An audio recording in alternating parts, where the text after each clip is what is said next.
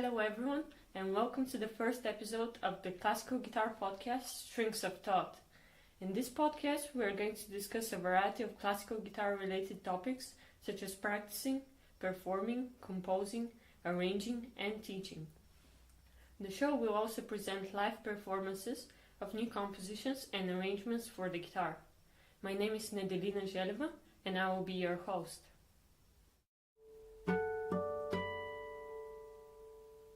Today we have our guest Matthew Sear, a composer and classical guitar player who will be sharing his process of writing for the guitar as well as performing. At the end, we are going to hear one of his own compositions performed live by the composer himself. Matthew, welcome to the show. Hello, pleasure to meet you. Hello. It's a great pleasure to have you here. So tell us a little bit about yourself and how you started your musical journey. Okay, well, I won't do a whole Charles Dickens massive long biography, but in short, my parents are musical. My late mum and my dad, who's still here, are musical. Like a lot of English people, I had a grandfather that played an instrument, but pretty much it was kind of not a musical upbringing at all. My first encounter with music was about age 3-4 years old as a record collector. I had headphones and I began collecting vinyl from that age, and soon after that I'm still into films, DVDs. I collect thousands of them, sci-fi, horror, everything, but I got very much into film music, James Bond. That was the first time I heard orchestra music, John Barry's Bond scores to the sort of Connery and Roger Moore films. So that's kind of me growing up, and then I got to about 13, 14, it just never occurred to play an instrument. I love music, but the thought never crossed my mind. And two things happened at the same time. Someone lent me a tape of Narciso Yepes playing Bach on, I think it was the 10-string guitar, and that absolutely blew me away. I'd never heard anything like it. And then a completely different genre. Another friend, I think of the friend of the family's son, lent me an album called the Ozzy Osbourne Randy Rhoads Tribute. Again, in a obviously different style, but some connection, especially the Baroque influence in Randy Rhoads' playing and all the sequences and stuff. I heard that, and both those albums, I knew straight away I had to go and get a guitar. I went straight out and bought, I think probably how much would it have cost then? Maybe £15 or £20 classical guitar from Argos. And I began teaching myself for the first year anyway, so that's how it all began. That's a great start. Okay, so far you've written music for a number of instruments, and one of your main composition is Portraits of North America for guitar. Yep. What are some of your other main compositions, and how do you usually start composing? Well, now I can answer it's the same or a similar method for all instruments. I'll tell you the previous way I used to do. I was a guitarist composer before, and I think the difference between that and a composer is that a guitarist composer, I think, is still thinking very much in the guitarist brain. So all of us who play classical guitar, I don't have to preach to the converted, but we all know what a beautiful sound it is and how, and the temptation of indulgence, definitely of self-indulgence, and temptation of shapes, things that sound nice, and the temptation of basically just composing kind of from the instrument. And that happened for many. I was like that until probably early, maybe even mid-20s. And when I studied with Stephen Goss at Surrey University, and I wasn't a great student. That's the funny thing, actually. I'll add that in now. I've never ever been a good. I've excelled private. I've always excelled privately with one-on-one, but never liked institutes teaching. But that aside, I'll come back to that. The gory details. But Stephen Goss was great. He actually did. He's a composer himself and a guitarist, but he did actually have this big thing. He said, if you write sort of away from the guitar. So what I tend to do since then, really, I'm 43 now. I compose very much in my mind. Then I usually either do it the old-fashioned way, pen to paper, or I just use just on the computer. And then if it is for the guitar, then I see if it can be done on the guitar. So and the Portraits of America piece is about 80% done like that.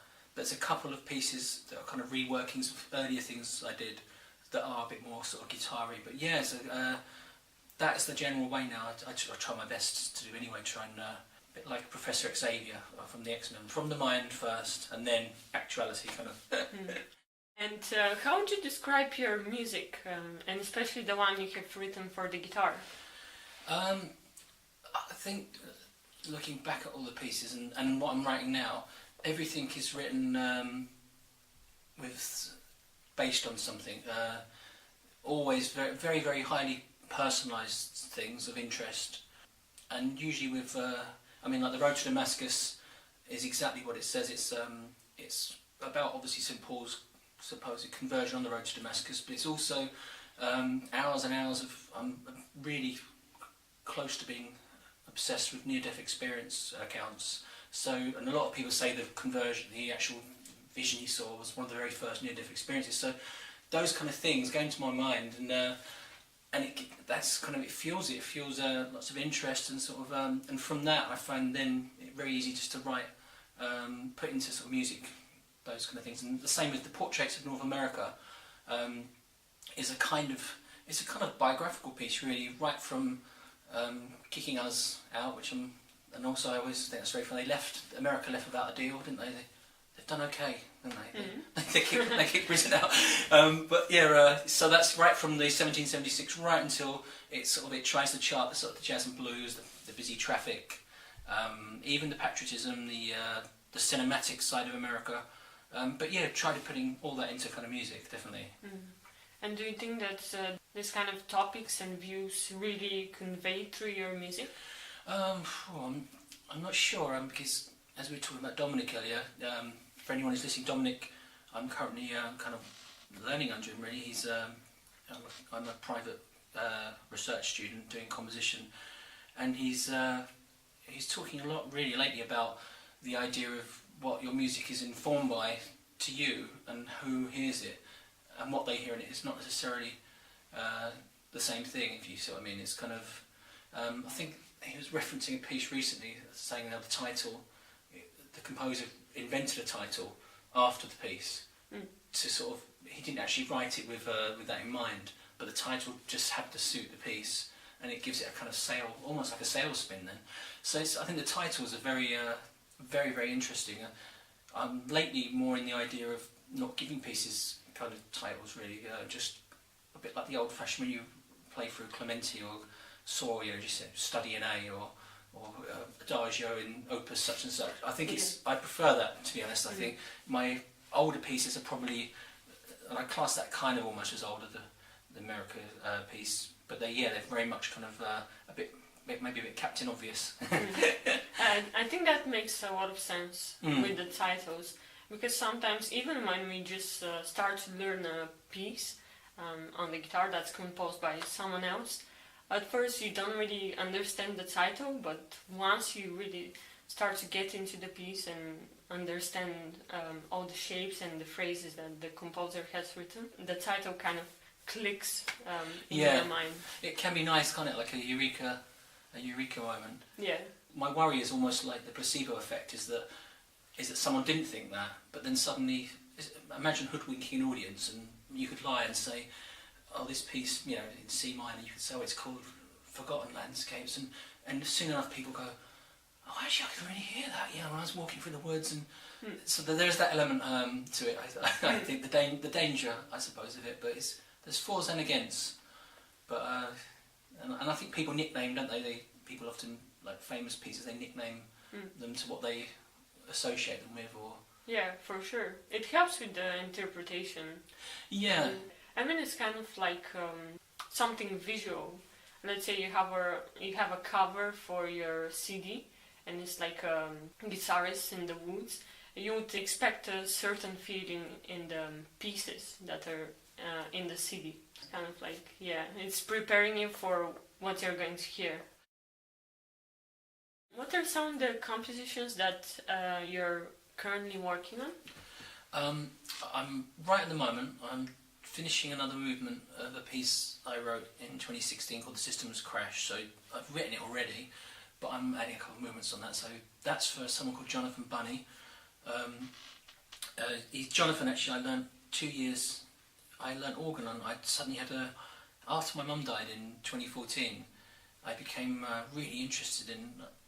I think it was kind of to do with the church and also to do with lots of other things and the near-death experience search. But I became very interested in choral music and the pipe organ. And I learned for I'm a second study pianist anyway, but I learned 2 years the organ with Jonathan, which was great. At the time I did it, I think thinking that I had an idea. I thought, well, maybe I can sort of be a church director of music somewhere, still compose and still keep my hand in guitar and stuff. It turned in the end though of just falling in love with the organ in a different sort of way, more the idea of writing for it, and really sort of that's kind of lots of organ works I want to do really for the next several years, 10, 20 years definitely. But there's that piece on the go. Nothing guitarish at the moment. I've got some clarinet preludes I'm writing just solo, and I've got also a piece that's a lot of music I'm writing recently. My interest is I love all technology. I love social media. I'm no apologies for that. I'm really absolutely addicted to it. I love it. But I'm very fascinated with all the arguments online, and I'm really interested in taking a step back and I was an observer, just watching. Sometimes I really enjoy. I go onto Twitter. I type in a politician's name. Doesn't matter whether they're from the left or the right. You go onto their page, something they've said, and you can then go down. It's not long. It's maybe within 3 comments. There's the most horrible message to them, and then there's back and forths. And it's actually since the system has crashed after the Brexit result in 2016, which that piece was about. There's lots of things I've been writing based on internet arguments. I've been using rhythms from the speech patterns, from the GIFs used to sort of the memes used, everything I've been trying to put into music. So the piano piece at the moment that I've just finished actually, it's a 3-part piece. One piece is called Vices, which is a piece for piano and recorded voices. That is about the idea of kind of internet gossip, the idea of, it's a horrible piece in a way. It's to try and put into sort of that idea of when people private message and people gang up, and then I've got another piece called Troll, which is a persistent kind of psychopathic type piece about the troll type character, and the most recent one is a kind of one literally in kind of, I always say inspired, but I get told to say informed now, but basically it's inspired by an argument I typed in Jess Phillips a couple of weeks ago, the Labour politician, and she seems to get a hell of a lot of lots of abuse, and I read lots of the comments, and straight afterwards I thought I noticed different patterns and different ways people sort of criticised and the comebacks, and straight away I wrote the third piece after that. I kind of just copied the rhythms in the left and right hand and some of the ideas, and yeah. This actually brings me to our next question, which is how do you think contemporary classical guitar works can reach the attention of a wider audience, and what are some of the ways you use to promote your music? Well, that's an interesting question. I think the first bit, is to carry on from the internet really. I think YouTube. I think also live broadcasts. Facebook's good for that, and there used to be, was it Periscope, the other app? But yeah, Facebook Live's good for YouTube, and I think just realising that things are very different. Album covers, I don't think have to be actual physical album covers anymore. You can just release it online and just upload the album cover, and I think doing things yourself and promoting it. I think the old days of record labels and things are, they're coming very much to an end.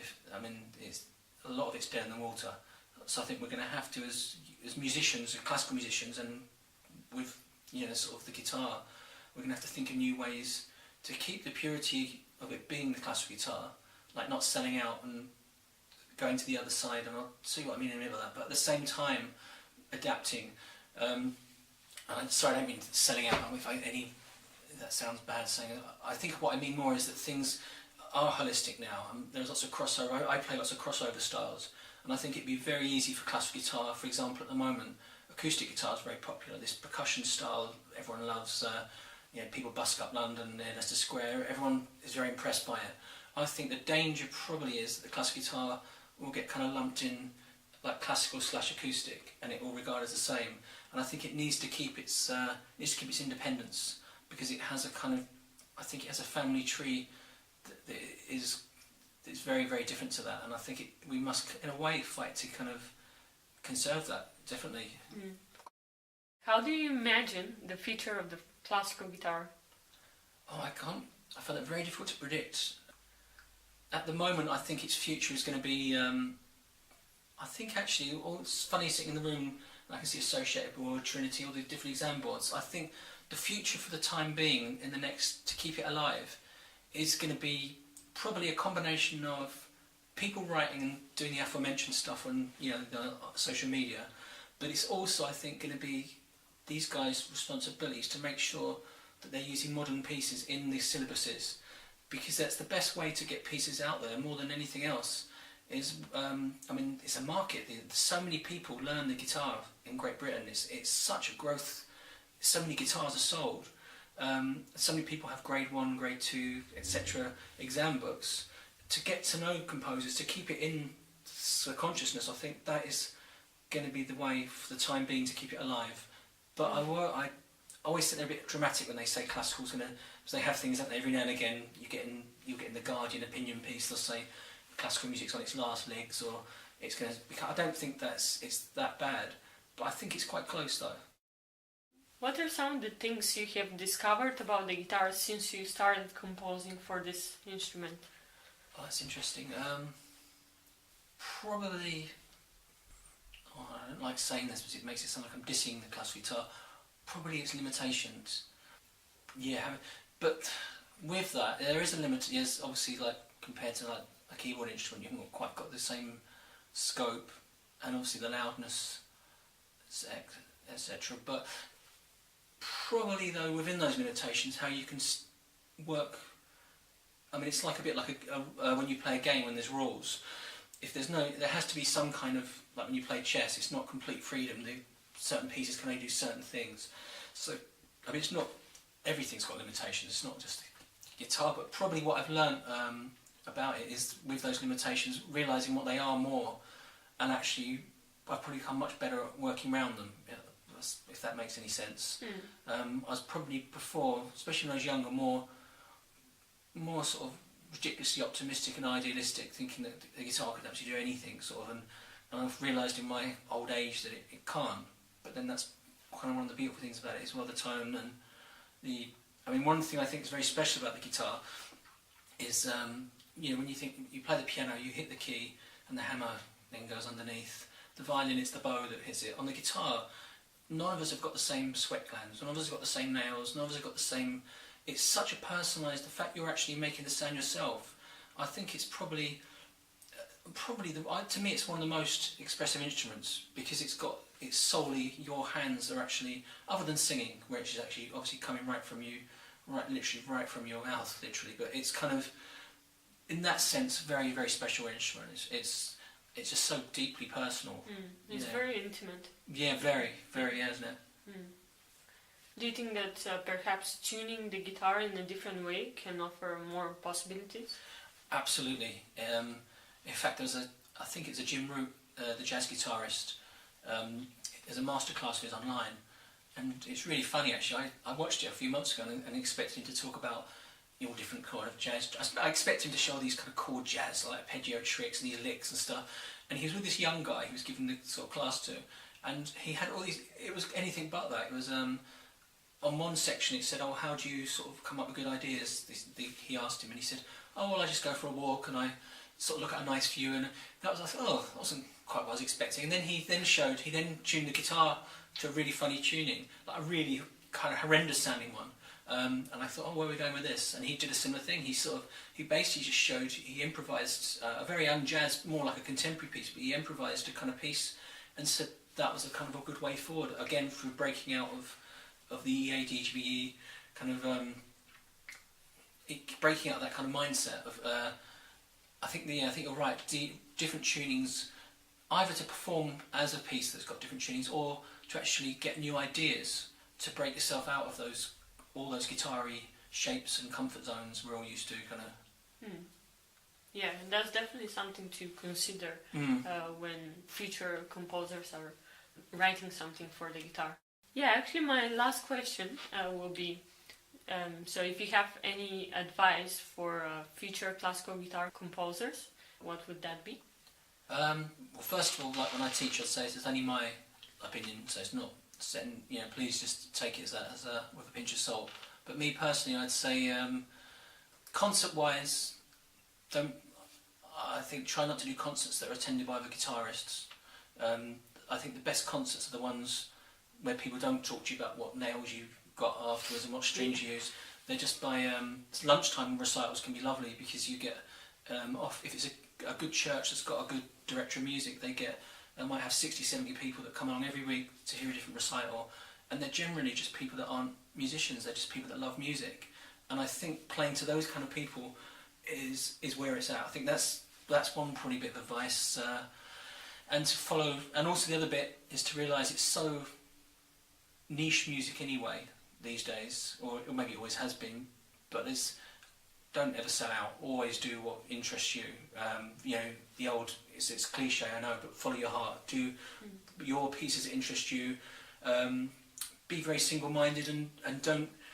There's lots of. It's changed a lot for the better, but there still is a lot of music. I mean, I hated being at music college very much when I was younger. Again, I won't mention name to be professional, but you can see it on the website where it was. But I hated music college, and I hate the cliques and the kind of. You can still get drawn into that. I mean, you can get drawn into this kind of almost this kind of people. A bit like a primary school when they talk about who the toughest kid is, who you get this drawn into, like who's the most talented and who's the best, and it gets very sort of nitty gritty. I think avoid all that. That's the best bit of advice. Avoid that. Do your own thing completely. Gabriel Yared, the guy who wrote the music to the English Patient, someone I love his music, but I love he's a real maverick. He didn't actually compose his first piece of his 30s either. He said he was a kind of jazz funk musician for a long while, and then got into composing late. But he gave a really good masterclass at Surrey. He just said he's got a few rules. He said he doesn't basically give a damn what anyone says. He says he won't work with arseholes. He said he will only play. He just basically just keeps everything very. I think just kind of. It might sound a bit sort of saying like that. Sound very stringent, but I think he keeps his world happy. I think that's the best advice. Keep work with people you like, people you trust, integrity, sort of people who've got honour, and also don't. Easier said than done, but don't worry at all about. Try to be beyond. Try to sort of be beyond if anyone likes it or doesn't like it in a way. Sticks and stones type stuff. I mean, is it really the end of the world if you post a piece and someone on YouTube says it sucks or whatever? So what? Yeah, just post another one. Yeah. That's great. Thank you so much, Matthew, for sharing all of this with us. My pleasure. You're very easy company, and it's been enjoyable talking to you. Thank you. Now we're going to listen to Matthew Sear's new guitar composition, the third movement from a work called The Road to Damascus. I hope you enjoy it.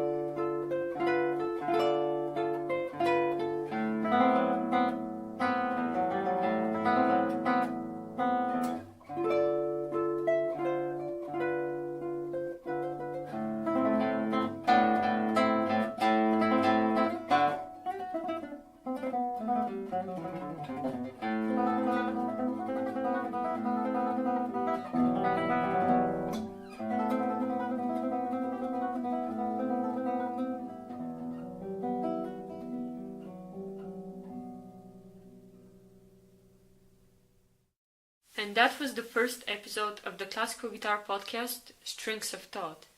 If you would like to learn more about Matthew and hear more of his music, please feel free to check out his website at MatthewSearComposer.com.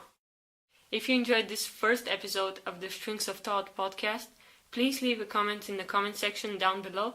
Let us know what you thought of it and what would you like to hear next. Thank you so much for listening.